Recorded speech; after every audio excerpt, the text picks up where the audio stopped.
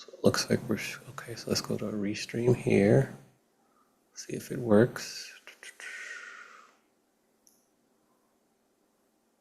Okay. Okay. So, all right. Looks like we're live here on LinkedIn, and you'll see to my, let's look here. It's reversed on my screen, but if you're watching us on the screen on my right is Laura Wilber. So wave to the people, Laura. Okay, Hi, nice. everybody. Yes. Okay, you're here. I think I see us live here on um, LinkedIn. Let me double check Facebook really quickly. Hold on. Let's see here. Okay, good. Hold on. Let's just check Facebook here, and we'll get started. We had some technical challenges, shall we say, today. But so far, so good. Hold on. I think we're going to be good here. Um, Facebook. Okay, good. Here, and we'll get. Yes. Okay, I got my. Okay, so good. Facebook is live. We have LinkedIn that's live. All right. So what I have to do though is I want to play a special. I don't know, figure out how I'm going to do this. Let me see. I want to play a special message from Mandy. She wanted to leave you a message so she won't be here today. Okay. Let me kind of set this up really quickly. Laura, Hold I on. am Gotta get it to the beginnings. So we'll go here and now let's see if I can share my screen as we're hopping on the fly here. Let's see here. I gotta figure out how we're gonna record this. We'll have to grab the recordings. Oh, hold on. We can record on Zoom too. Hold on. Let's do something here. Record on this computer. Okay, good. So now we're recording on Zoom. Okay, so I'm going to play this message. Let me play the sound too. Hopefully you can see it or hear it. I'm going to share it. So can you see that really quickly? Can you see the screen, I Laura? see a blank screen. Okay, good, good. We're just going to, we'll share. I think we're going to share with everyone here. I'm going to play it and let me know if you can hear it. Okay. Yes, yes, yes. I think we're good here. Good. Okay, good, good. Yes. Okay, here we go. Laura. I am so sorry I can't be on the interview with you today and Amani, but obviously you're in great hands. I know Amani's going to have his journal ready, and I know our audience is going to have a bunch of questions for you. And I'm super excited to either watch the from the chat from the road or listen after the fact. But for any of you that don't know Laura Wilber, what a sales genius. I just adore her. She knows restaurants, she knows hospitality, but most importantly, she knows how to build lasting personal, professional business relationships. So enjoy the interview with Laura, and I can't wait to see it later. Here we go. Okay, you heard that, right? I did. Thank you, Mandy. Yes, yes. Cool, cool. Okay. So you heard that. That's awesome right there. Um, Now that was a good introduction. I would love maybe if you could share a little bit about yourself and what you currently do in your current position, and then we're gonna get into talking about sales, and we're gonna have some fun. So talk to us. Awesome. Well, thank you so much, Amani. It's awesome meeting you. And thank you for your patience, anyone listening. As my company blocked the original website, we have tight security around here at DeNova Corporate Dining. But anyway, thank you, Amani, for your quick pivot to get us live. And my name is Laura Wilber, and I'm Director of Strategic Partnerships at DeNova Corporate Dining. My job is to help business and government employees find outstanding restaurants when they're traveling for official company business. And so I'm in charge of finding great restaurants on the western half of the US Mm. that want to drive more sales early and midweek and drive their check averages up. Because when people are paying with the company's money, they spend usually double or more than when they're spending their own money. So that's what I do every day. We love it. We love it. We have, I think it's Kaylee Fox in the chat. So hello, Kaylee. Thank you for joining us. But I'm going to kind of, because I miss Mandy, she's with family, but I'm going to kind of try to emulate her as much as possible during the interview. And she Okay. wants to go to the Wayback Machine. So take us back to when you were working at Any Mountain and tell us about when you fell in love with sales. Oh my goodness. That was when I realized that there was a job called sales where you could actually earn money for making friends. And ever since then, I was absolutely hooked on this. I'm not someone that likes to sit still or, I was that kid like many of you that were always, our report card said Laura likes to visit with her classmate or her neighbor. Yes. So I got to be a professional visitor with my customers and actually make money. Literally, the first time I got a paycheck, I was shocked to say, like, I could have this much fun and it's a job. Yes, yes, a job. Okay, so that's when you fell in love with sales. My first of many questions is like sales historically has kind of a little bit of a like a poor reputation, like used car salesman and kind of that thing. How were you able to get past that at such a young age and really embrace sales? That was my first job in radio advertising sales, which is really where I spent the bulk of my career so far, was in radio. So my degree was in broadcast journalism. I thought I wanted to be a reporter, a news reporter. And when I looked for jobs after graduating college, San Diego State, I noticed that none of them were paying very much money at all. It was just a low journalism was kind of a low paying field. And then there was this job called account executive, which I really had no idea that they actually, again, paid people to sell advertising on the radio. Right. So I started, my boss at the time, his name was Ed Monroe, and he said, okay, I need you to set up appointments. And I said, well, why would anyone meet with me? I have no idea what I'm doing. And he said, they have to buy advertising from somebody. Why not you? Mm, And that was sort of all it took was for me to say, okay, I'm going to help them. They need to advertise. They need to have help people find their company. Why not me? I really care about these people. So I'm going to learn, I'm going to become an expert in my field.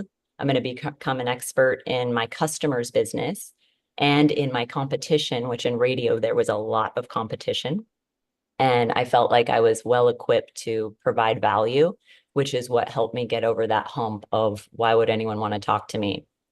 got it. Okay. Hello, Mandy. Mandy tapping in real quickly from New York. Thank you for tapping in. We had to make a little pivot, but we're looking smooth, looking good. Thank you for letting us know, Mandy. We miss you, of course. We do. How did you, as such a young salesperson, build your skill set and learn about sales and the finer aspects of sales? Again, it goes back to that becoming an expert in your craft, right? Whatever you're doing, you need to be an absolute expert. So it was, reading everything I possibly could about my industry, really knowing where my radio station at the time fit in the marketplace, which this is kind of funny. We didn't subscribe to the Arbitron ratings. And Amani, I know that you're a music lover and a Yes. DJ, and you probably knew about Arbitron with radio stations. That was how you sort of proved your wealth, excuse me, your worth. Hmm. And this radio station I started at had no quantifiable audience. We scratched in the Arbitron ratings, like not one listener showed up as a listener, right? So we didn't even subscribe to the ratings. So I had to be very creative about, securing appointments and kind of starting from the bottom. Okay. Okay. You've since left the music radio industry, but what do you miss about working in the industry and sales and all that? I'm still in sales, right? We all are, no matter what we're doing. Amen. Uh, and it's interesting. I mean, I don't know if you can relate to this from your DJ experience, but sometimes when you spend so much time um, doing something around live music or whatever, sometimes it feels like a job. And then when you're trying to do it personally, or again, listening to the radio, I had to monitor the other stations to hear the commercials. And Mm, so hearing commercials, the radio became like a chore. mm. So now I'm just really listening to music for the pure enjoyment of it without the business side. Okay. Now, as we kind of make our way through your career, what inspired you to shift and leave the music kind of radio industry to work in sales in a different, like a different category, so to speak? Yes, that's such a good question. So again, throughout my career, my customers would say, okay, Laura, can you guarantee me results? If it doesn't work, can I get my money back?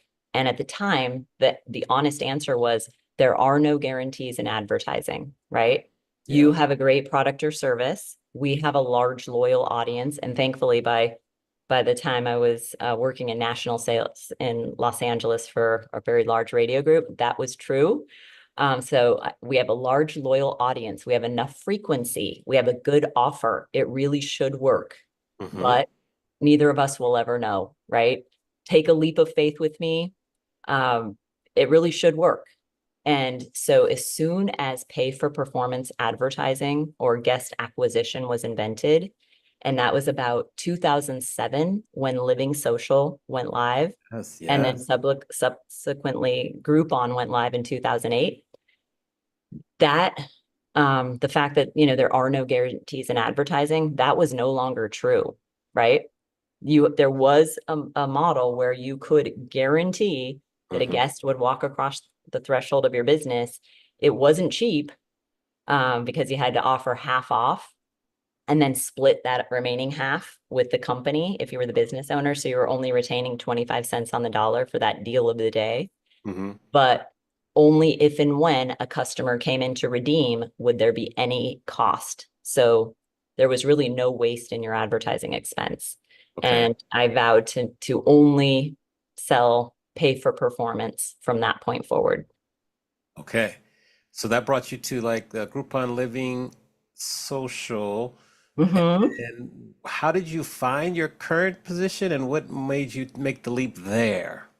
Again, it's always been trying to provide the most value and figuring out like, okay, so the customers don't like these deal seeking guests on my daily deal thing. They tell me that, I'm targeting the wrong person. They're only going to come for the deal, but then never come back. So I found my way, thankfully, to de novo corporate dining, which in my opinion solves all of those concerns. It's an incredibly high value guest. They're not looking for a deal. They have a bona fide business reason to be dining at your restaurant, and they're spending a lot more.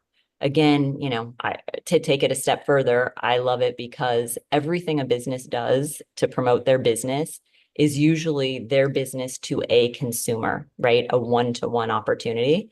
But with de novo corporate dining, it's your business to another business. It just happens to be a global company or a Yep. huge government agency that you're exposed to and now you're a partner with.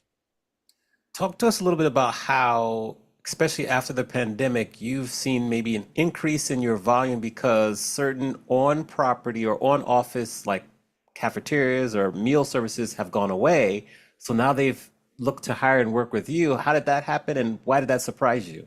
Oh my goodness. Wow. Amani, you did your homework. Of This course. is yeah, you're a professor for a reason. You This love is to do true. research. Yeah, that was all surprising, right? Our business came to a screeching halt during the pandemic, as many businesses did, and as many restaurant businesses did. But especially business dining because people were not traveling. And that's 70% of any get business we send to a restaurant is people out of area coming in, right? Mm, mhm. But what we've really seen recently is a huge spike in business catering. And Yes. that's exactly what you're talking about is they used to have on-site solutions to feed their teams that were in office 5 days a week. And now that they have a hybrid workforce or, sometimes fully remote and only coming in occasionally, they absolutely need restaurants to fill that need. And that's in the form of catering. So they're bringing a lot of food in. Yeah, yeah. So then when they do have people on site, they work with you to bring different food options in and to really encourage people to come in more frequently, correct? They do, they use it as that incentive, right? It needs to be fun on the days that teams are coming in. They need to keep that corporate culture. And so we have a network of now 24,000 different restaurants across the US that our corporate clients can choose from. So they do a search in their app to always know who are my partners closest to me that can provide catering. Yeah. So like I wouldn't view like a Grubhub or Uber Eats as a competitor to you, but who are some of your competitors? Because this is a different kind of service that's I like to think kind of high end. Who are some of your competitors? So it's interesting because thankfully, we don't have a direct competitor. Okay. The company was started about 16 years ago and has really built a moat around the business, in that as difficult as it is for all of us in business to secure an appointment with the decision maker that we want. These decision makers at global companies and government agencies are really difficult to get an appointment with, right?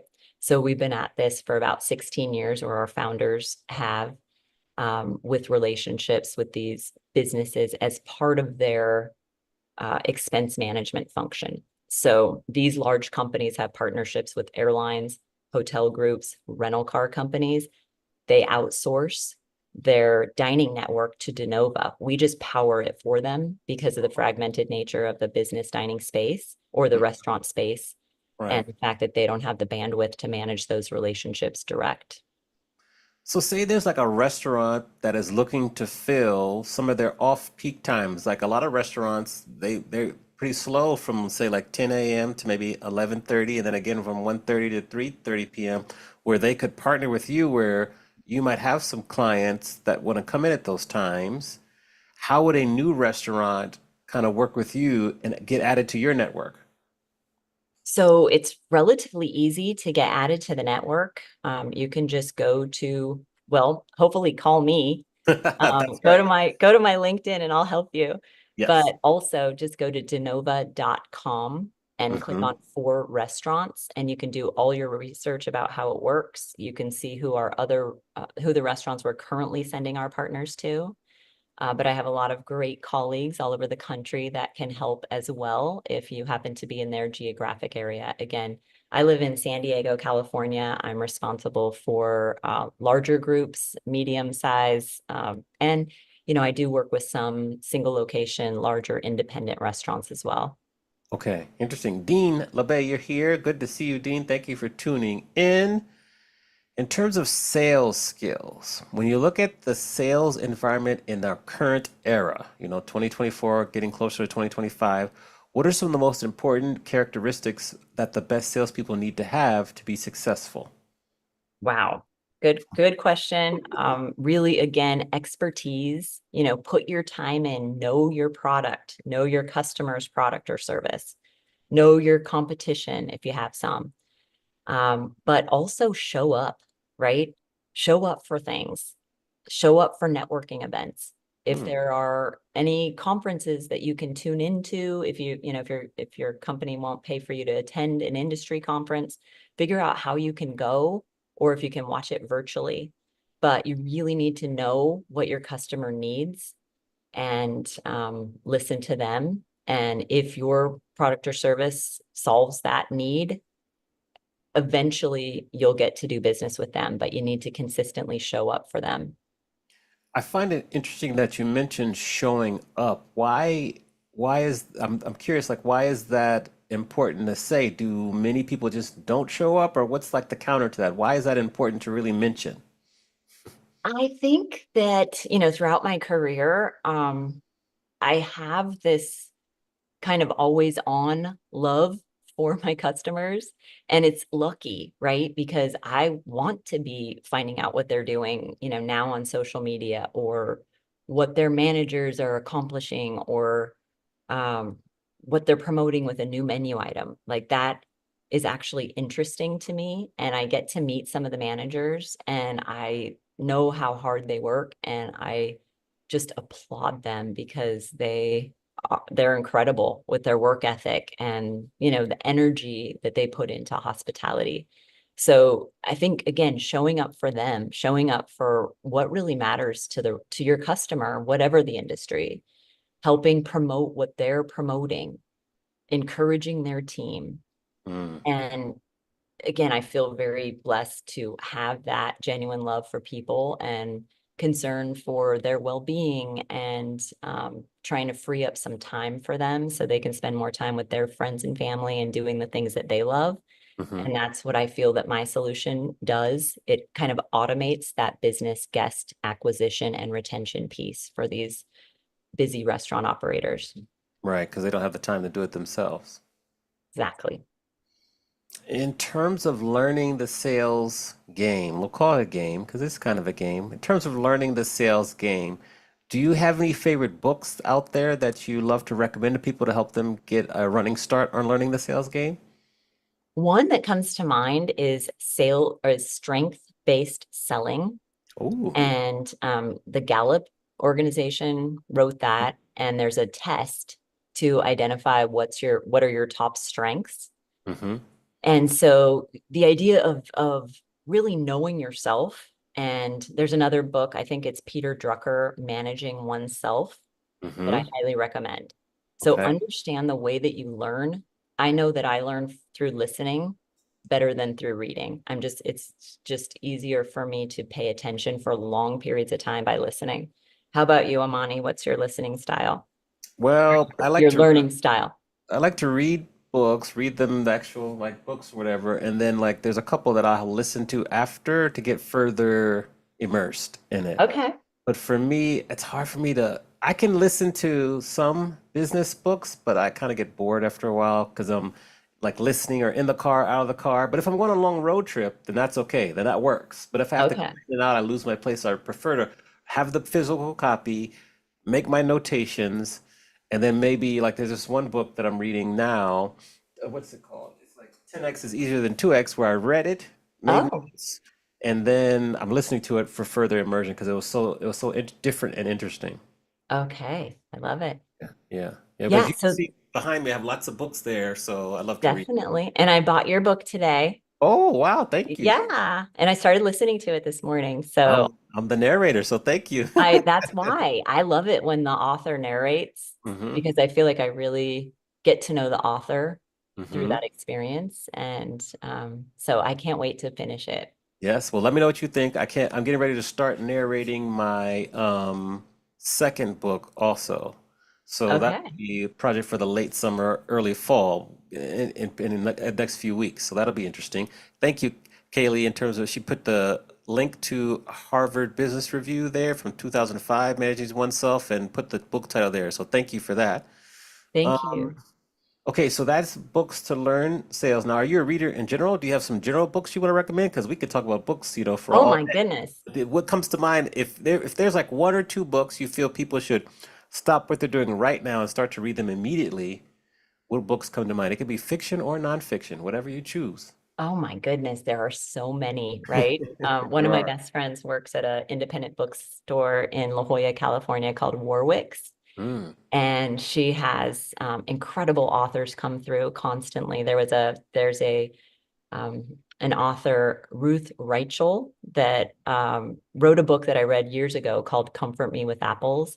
mhm, And she just came out with a book called The Paris Book and mm, spoke. Again, I love to show up, right, for authors. So she did a talk at Warwick's in La Jolla. My college friends and I, several of us showed up, and I was able to, she talked about something that she's working on, which is a documentary about family farms and kind of what's happening to them ooh, and the importance of our food supply in the United States and figuring out how to support our family farmers. So again, beyond just the joy of reading the book, it's like understanding the author, what is interesting to them, what's going on with them. That was a recent experience related to showing up for an author. yeah. But what about you, Amani? Do you have a book that everyone should drop what they're doing Mm. and read or listen to? Yeah, where is it? Is it over here? Yeah, so I'm actually using, so this is probably the one that comes to mind, The Artist's Way by Julia Cameron. So I love Okay. this book. It's phenomenal for unlocking your creativity. So that's one there. In Oh, terms of, let me think here. Where is my books here? I'm looking at my, oh, here it is. Oh, come on, Doggy. Watch out, Doggy. Let's go.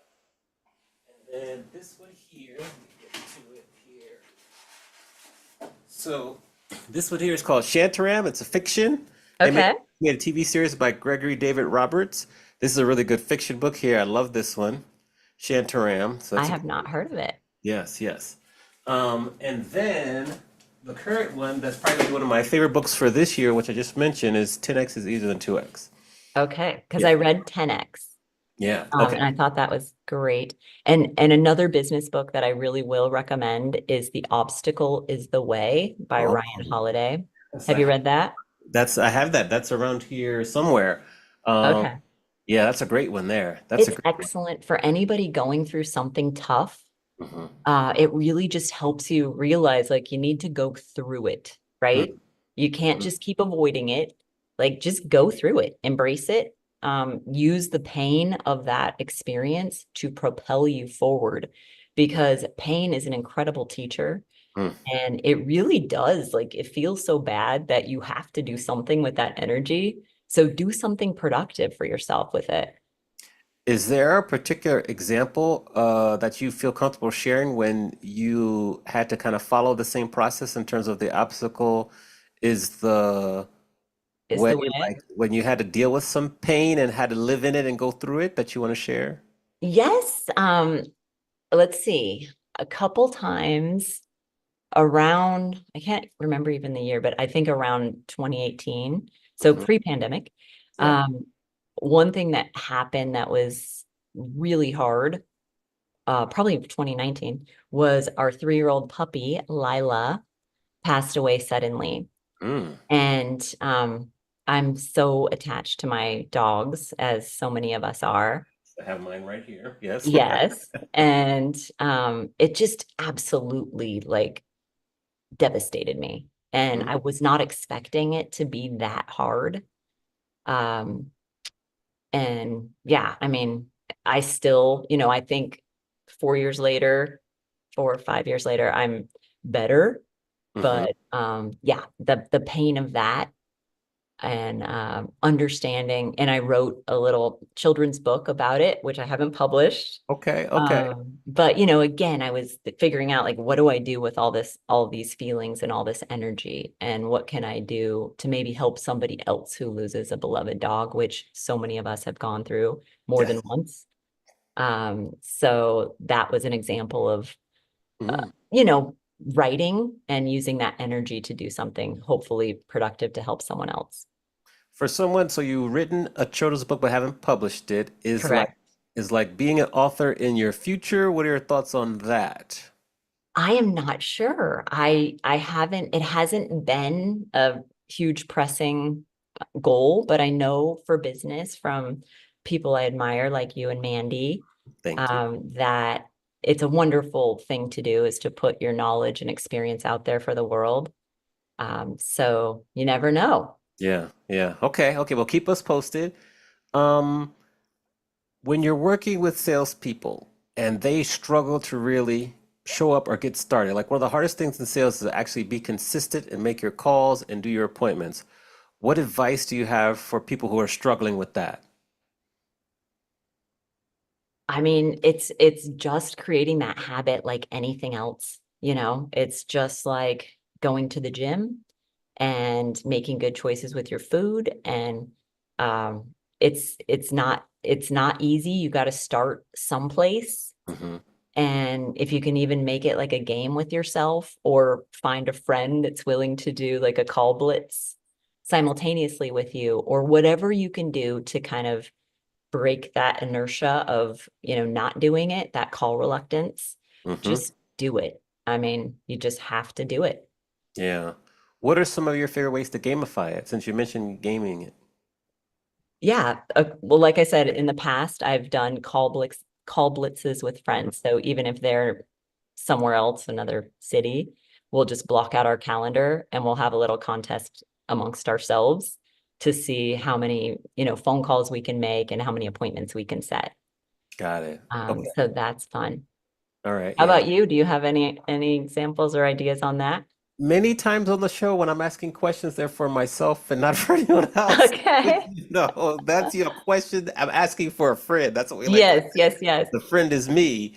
But you're right. Like just setting up consistent time. I was just at this National Speakers Association. There was a really good breakout on kind of doing sales activities. This particular person only does like email reach out. So they just reach out via email, but they're consistent with it, doing the research. It's just because you're doing a lot of calls, you're getting a lot of no's. And so to stick with it, it can be very humbling, but you need to because you need to grow the business. Which leads me to two questions. First, in terms of hearing no all the time in sales, how have you been able to hone your mindset so that doesn't deter you from keeping going? Well, and back to your earlier question about why do you make the calls? The answer is no if you don't ask, Mm, right? So you're just kind of resigned to the no. hmm. So then if you do actually ask, you actually have a chance that it's a yes, right? And all of us are so busy. None of us want to receive a cold call, Right. right? It's no fun. So it's just for me at this stage in my career, thankfully, I love people. I love networking. I have a lot of great friends in the business. I love to attend trade shows, as I mentioned, and I recommended. I love to attend food festivals and shows, Mm, truly try the food from the chef that I'm interested in possibly working with. So again, a lot of it is sort of physically showing up hmm. and getting to know the brand, really understanding, do they need my service? Because maybe they don't. And if Right. they don't, I'm not going to call them, you know? And if they don't need it today, maybe we can make friends and someday I can be of service. Got it. Okay. What about tools, especially in this day and age of AI? Are there any new tools that you use that help you along with your sales solicitation progress, either with the research or with actually doing the calls? What are some tools you like to use? I mean, it's kind of the traditional, social media, follow them on social media. LinkedIn, I absolutely love. Hmm. Um, Again, follow them if they're speaking, watch videos of my potential customers. If they have written a book like you, Hmm. read Hmm. it, you Yeah, know, and really get a sense about what's important to them and see again if you might be a fit either now or in the future to help them. But yeah, it's social media, it's their website, it's conferences that they attend. yeah. W- You mentioned conferences, which is a great segue because I'm curious, what are the conferences that you like to attend where you can learn the most about both the industry, hospitality industry, but also like which conferences do you like to attend? Oh, okay. So Yeah. yeah, I am thankful that my company supports me in attending a few conferences a year. Hmm. And so the Restaurant Leadership Conference in Arizona in the spring, the Oh, okay. Restaurant Finance and Development Conference in Las Vegas in November. Okay. Um, I love attending my clients when they have conferences. So one of our partners, Mendocino Farms, had a managers conference that myself and my colleague Meredith were really fortunate to be able to attend.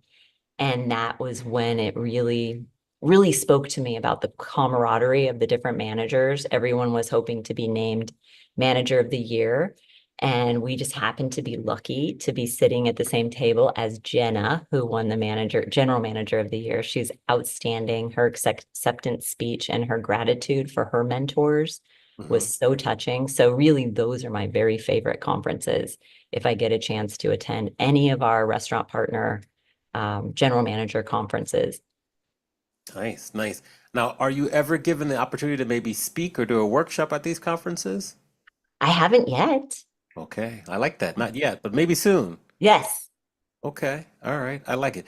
TJ Rilling, thank you for tuning in. He says hello, so thank you for being here with us. Hi, TJ. Awesome. What So, questions do you guys have? oh yeah, put them in the chat. Put all the questions in the chat there. Now we're actually, we've been playing ping pong, so you've been asking me questions, but now's the time where we would really let you ask me and Mandy any question you like to ask. No questions off limits. So in addition to the ones that you've already asked me, what additional questions do you have for me? Okay. Well, I kind of want to hear more about this Mariah Carey Haha, fandom that you have. Uh, there she is right there. I That's know. her vibe cover right there. Yes. Yes, yes. Well, So okay, I want to so hear when you first fell in love with Mariah Carey's music. Is there a song? Mm. And what is it about Mariah that does it for you musically? Okay. So, Vision of Love, I think it was 1990. I heard that back when I was living in DC. I was just like, who is this singing? It was just amazing. The run she made was great. That was when I first heard her. But then when she sang "Love Takes Time," I love slow jams. I love a good ballad. That song, I was like, woo, okay.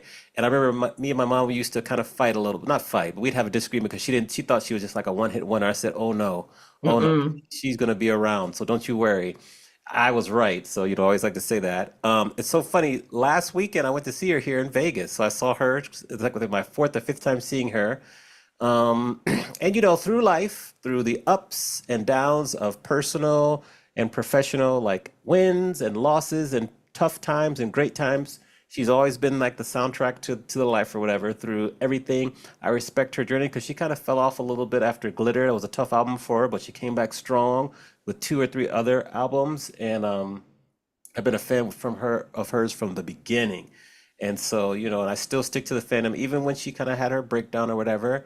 And I just She's love her human. music. Yes, she's human. I love her music. I love the words. She's an extremely talented songwriter in terms of lyrics and melody and harmony. And so she's just one of my top three for She's sure. incredible. Yeah. Yeah, and I can't believe her Christmas song. What is it? All I Want for Christmas is Oh, You.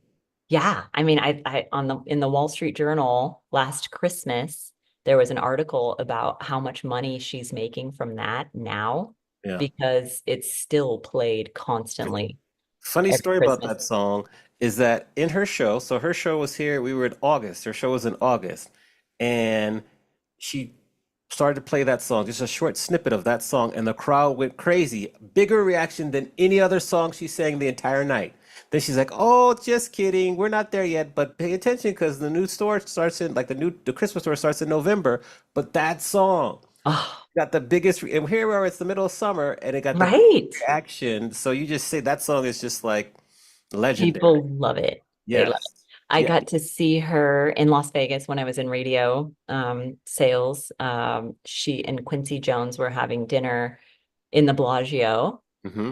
and yeah, she's just beautiful. And I think that was early in her career. Right, right. Like she's on my list to interview. Quincy Jones is on my list. Babyface, those are some people I really want to interview. So those are probably the people that are high on my list there. But good question. No one's ever asked me about Mariah before.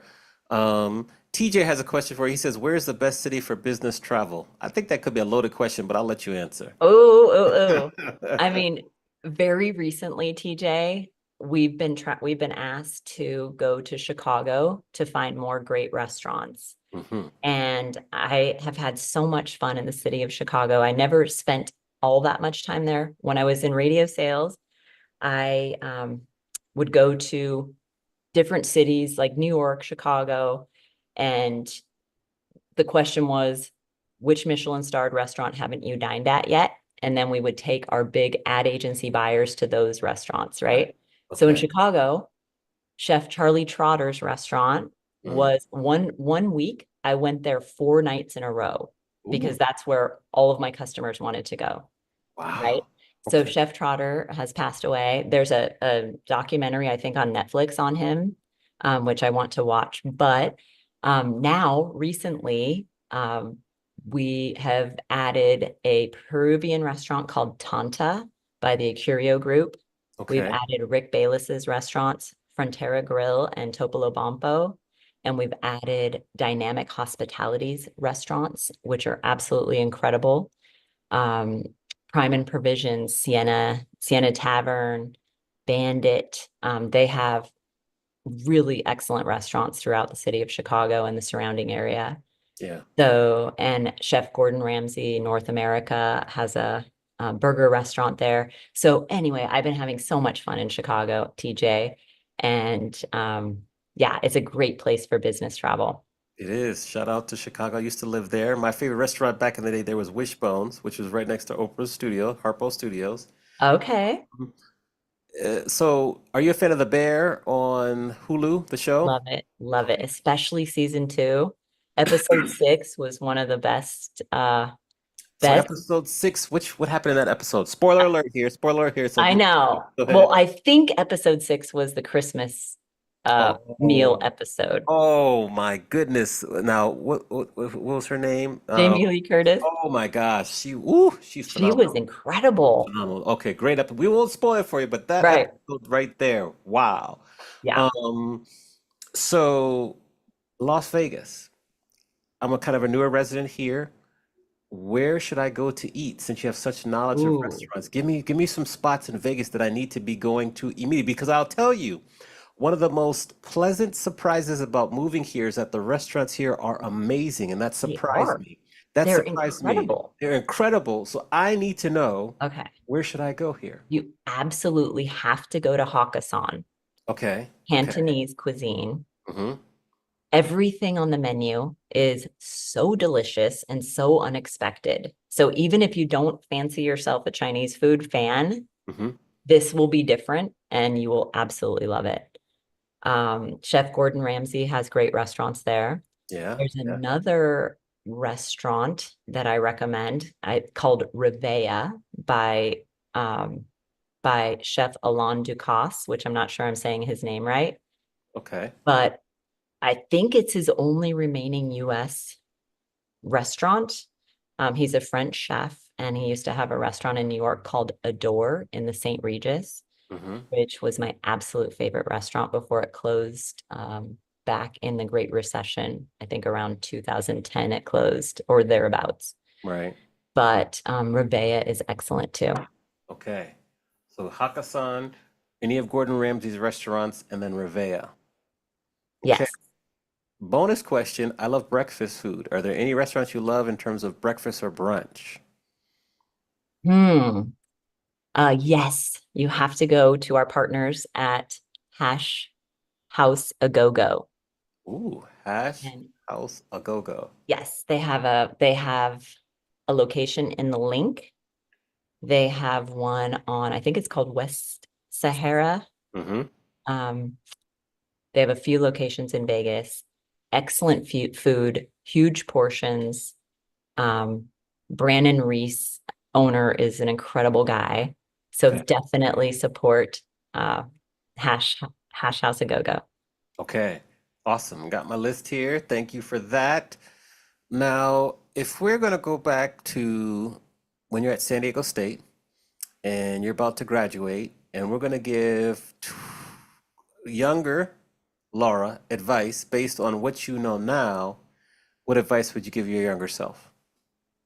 Definitely be your outrageous self from the beginning, right? I think so many of us, when we graduate college, we feel like we have to be all, professional and stiff and uptight and not let our true personality and our interests shine.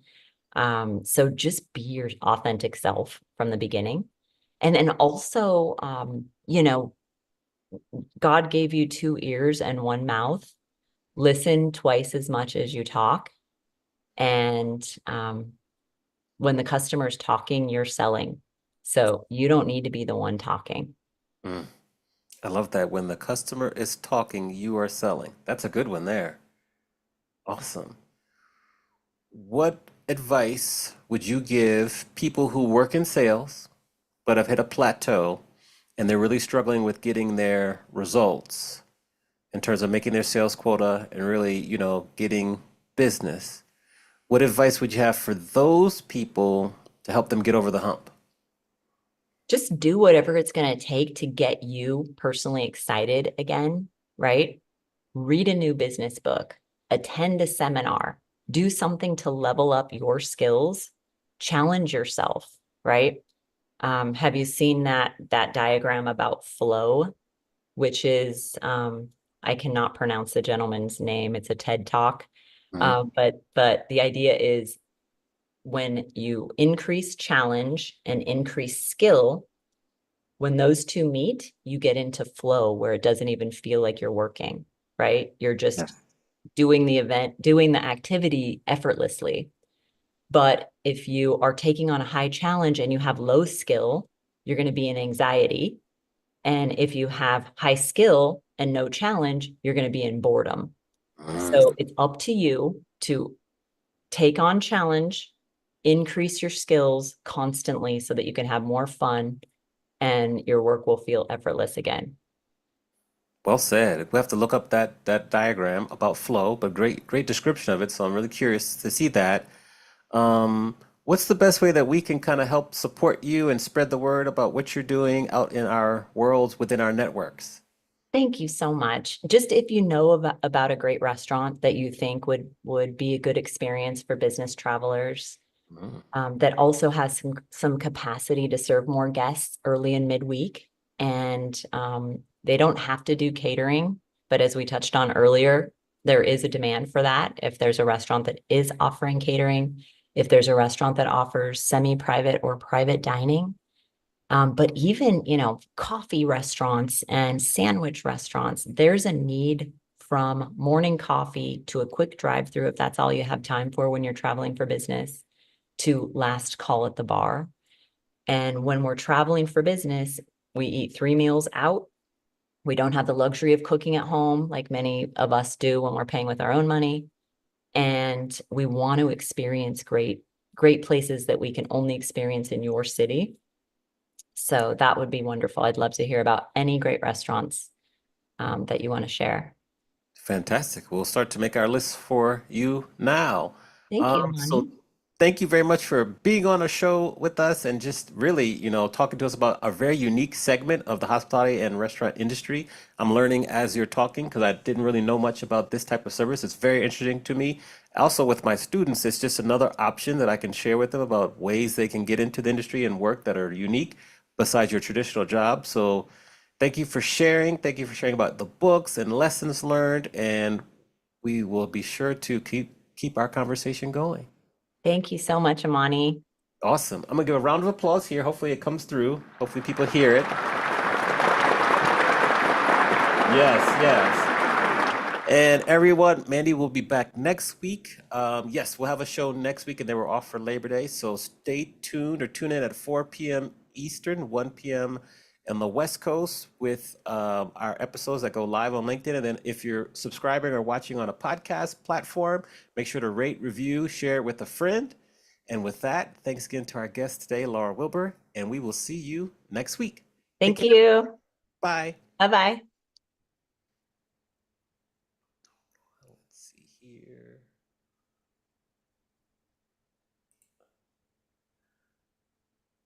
So now it's like, how do you stop? So hold on, let's figure this out. Stay there. I'm gonna stop the stream, and I might get you back on the, hold on, stop recording, and then stream.